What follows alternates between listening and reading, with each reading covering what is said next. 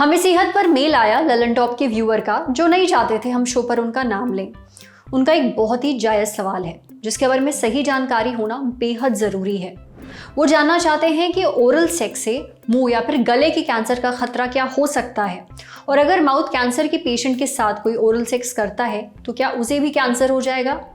देखिए, सेक्स और cancer in दोनों टॉपिक्स को लेकर वैसे भी लोगों के मन में बहुत सारे मिथक होते हैं, बहुत सारे सवाल होते हैं।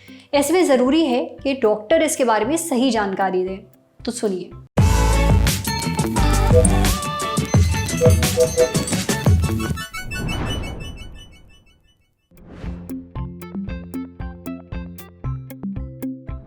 ऐसा देखा गया है कि ओरल सेक्स के दौरान कुछ द्रव्य एक पार्टनर से दूसरे पार्टनर में ट्रांसमिट हो सकते हैं, जैसे पुरुषों में सीमन या व्रीय, महिलाओं में वजाइनल सिक्रीशंस या वजाइना से निकलने वाला द्रव्य, या ओरल स्लाइवा।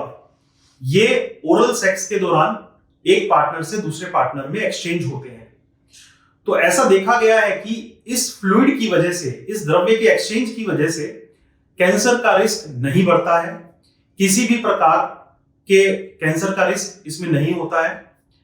लेकिन अगर इन फ्लूइड्स, इन द्रव्य में कोई इंफेक्शन है, जैसे HPV virus, human papilloma virus, अगर ये वायरस आपके मुंह में जा रहा है आपके सिक्रीशन से, जैसे कि सेमिनल फ्लूइड या वजाइनल सिक्रीशन से, अगर ये वायरस आपके मुंह तक ट्रांसमिट हो रहा है, ये वायरस आपके मुंह तक जा रहा है, तो ये जरूर ओरल कैंसर या थ्रोट कैंसर का कारण बन सकता है।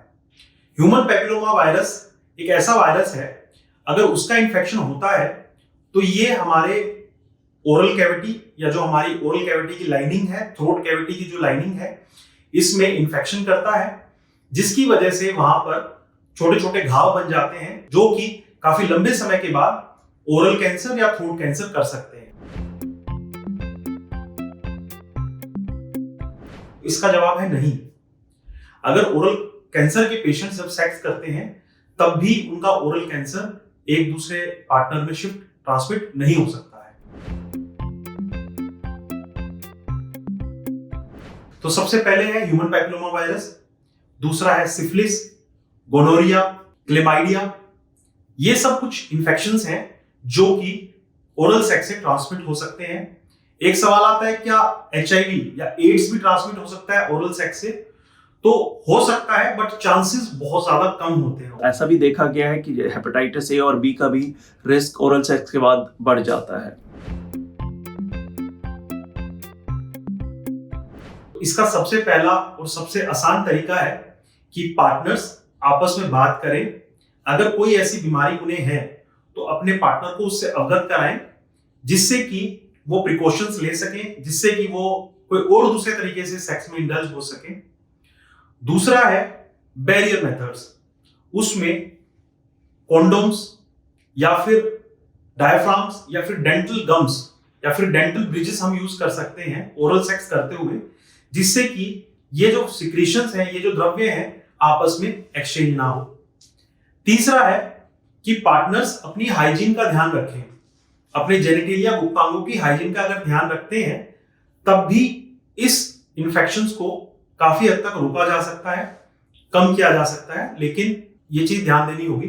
चौथा है, ह्यूमन पैपिलोमा वायरस से बचने के लिए आप इंजेक्शंस लगवा सकते हैं, इम्यूनाइजेशन करवा सकते हैं, जिससे कि अगर आपके पार्टनर भी अगर इन्फेक्टेड हैं तो भी आपको ट्रांसमिशन का या डिजीज का इतना रिस्क नहीं होगा। अगर आपको कुछ लक्षण दिखाई देने शुरू होते हैं, जैसे कि मुंह में छाले पड़ना, होंठों में लाली हो जाना, या किसी तरह का जलन पैदा होना मुंह के अंदर, या खाना खाने में दिक्कत, या कोई दर्द होना, या आवाज में बदलाव आना, तो तुरंत वेनरोलॉजिस्ट जो यौन संबंधित बीमारियों का इलाज करते हैं, या तो उनसे मिलें, या ईयर नोज थ्रोट जिसको कहते हैं थ्रोट स्पेशलिस्ट से मिलें और इसका तुरंत इलाज कराएं। कुल मिलाकर डॉक्टर्स के मुताबिक ओरल सेक्स से कैंसर का कोई डायरेक्ट लिंक नहीं है, पर सेफ सेक्स यानी कि सुरक्षित यौन संबंध बनाना बेहद ज़रूरी है आपकी सेहत के लिए, इसलिए ध्यान रखिए। अब बढ़ते हैं सेहत के अगले सेगमेंट की तरफ। तन की बात। गर्मियों में पसीना आना तो आम सी बात है, पर अगर सर्दियों में भी खूब पसीना आ रहा है तो ये वजह हो सकती है।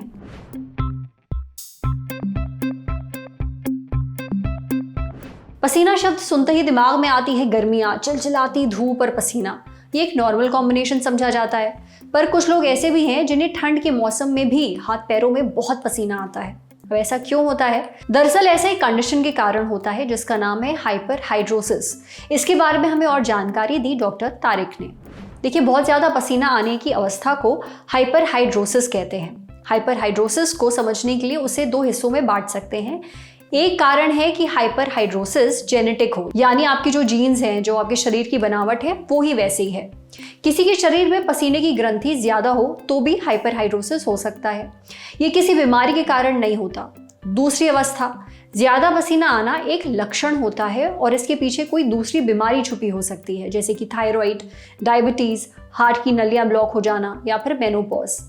इलाज इस बात पर निर्भर करता है कि आपको पसीना किस कारण से आ रहा है। अगर जेनेटिक है तो फिर सामान्य सी बात है, कोई डरने की जरूरत ही नहीं। पर अगर ये किसी कारण से हो रहा है, जैसे कि thyroid, diabetes, blood pressure, menopause, तो उस कंडीशन के जो कॉम्प्लिकेशंस हैं वो भी आपको झेलने पड़ेंगे। सबसे पहले आप अपने डॉक्टर के पास जाइए। डॉक्टर चेकअप करके देखेंगे कि आपको ज़्यादा पसीना अगर आ रहा है तो क्यों आ रहा है। अगर किसी बीमारी के कारण ऐसा हो रहा है तो सबसे पहले तो उस बीमारी का इलाज ढूंढना ज़रूरी है। उस बीमारी के ठीक होते ही पसीना ज़्यादा आना, ये जो समस्या है, ये भी अपने आप ठीक हो जाएगी। अगर ये समस्या बहुत ज़्यादा है तो इसका एक कॉस्मेटिक इलाज भी है, लेकिन ये तभी किया जाता है जब ऐसा किसी बीमारी के कारण ना हो रहा हो। इसमें वेव्स के द्वारा पसीने की जो ग्रंथि होती है उसे ब्लॉक कर दिया जाता है या उनको ख़त्म ही कर दिया जाता है। कभी कभी इसमें सर्जरी भी की जाती है। वैसे अगर किसी को बगल में पसीना ज़्यादा आता है तो उसके लिए एक छोटी सी सर्जरी है। ये सर्जरी कॉस्मेटिक सर्जन्स करते हैं। सर्जरी से पसीने की ग्रंथियों को ब्लॉक कर दिया जाता है। समझे? अब बारी है सेहत के आखिरी सेगमेंट की, खुराक यानी झक्कासी हेल्थ टिप। अच्छी सेहत के लिए रोज़ बादाम खाने चाहिए, ये तो सब जानते हैं, पर बादाम खाते हुए क्या गलतियां आपको नहीं करनी चाहिए, कौन सी गलतियां आपकी सारी मेहनत बेकार कर देती हैं, इसकी जानकारी है क्या आपको? बादाम प्रोटीन, हेल्दी फैट और विटामिन ई का अच्छा सोर्स है। इनको खाने से जल्दी भूख नहीं लगती। बादाम दिल की सेहत के लिए भी अच्छे होते हैं। ये ब्लड प्रेशर और ब्लड शुगर को कंट्रोल करने में मदद करते हैं और हाँ, बादाम खाने से हड्डियां भी मजबूत होती हैं। अब इतने सारे फायदों के चलते रोजाना बादाम खाने की सलाह दी जाती है, लेकिन दिन भर में कितने बादाम खाने चाहिए, ये जानने के लिए हमने बात की डाइटिशियन रेखा गुप्ता से। डाइटिशियन रेखा के मुताबिक ज्यादा बादाम खाने से विटामिन ई का ओवरडोज हो सकता है, जिस वजह से पेट में खराबी और उल्टी जैसा महसूस होता है। वजन बढ़ सकता है, किडनी पर भी असर पड़ सकता है। वहीं दिन भर में 1 या फिर 2 बादाम ही खाने से रोजाना जितने पोषक तत्व आपको मिलने चाहिए वो भी नहीं मिलेंगे, उसकी पूर्ति नहीं होगी।